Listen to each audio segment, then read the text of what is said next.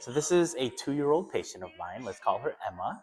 Her mom wanted to bring her in because she thought she was noticing one of Emma's eyes kind of misaligned, turning in on its own. So I brought her in, we did an eye exam on her, and it was showing a really high plus prescription. Here she is putting on her glasses for the first time ever. That prescription is so high that it was imperative we got her into glasses right away. Otherwise, run the risk of developing a lazy eye. And this is my favorite part. You look good? Yeah. Yeah. She loves how she looks in the glasses there. Loves how she's seeing. You can see her looking around. She's looking at Nana. She's looking at Mom. Just kind of experiencing the world in a whole new light here. Who's your brother? Hi. Where's your brother? There he is. So why did I want to get Emma into glasses so quick? And do I put all kids in glasses? And the answer is no, I don't. We don't put all kids in glasses here, especially if they don't have a prescription.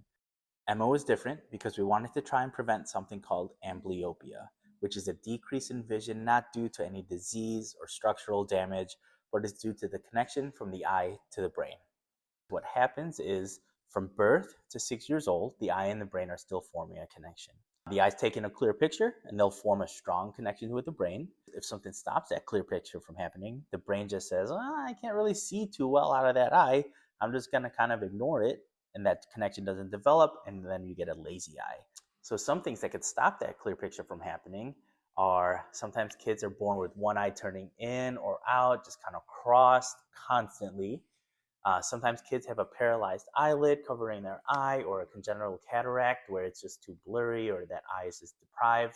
Or in Emma's case, sometimes the prescription is so high over a certain threshold, the brain just says, no, I can't really see too well. I'm going to ignore that eye.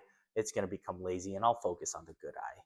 Luckily, Emma's mom was very observant. We caught it really, really quick. Think of that connection from the eye to the brain as wet clay.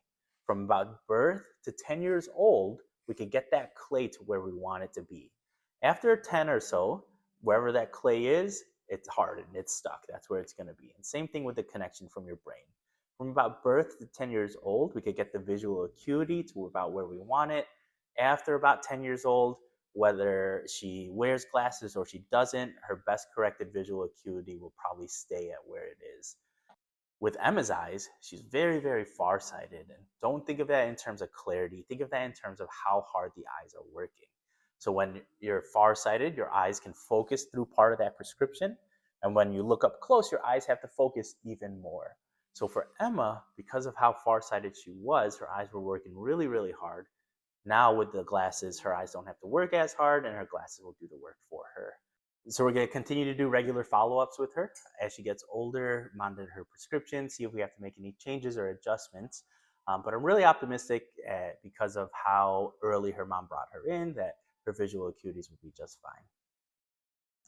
All right, guys, thanks for watching. If you have any questions on amblyopia, feel free to leave a comment below or subscribe and stay tuned to see how I do eye exams on little kids when they obviously can't tell me with their letters or any pictures.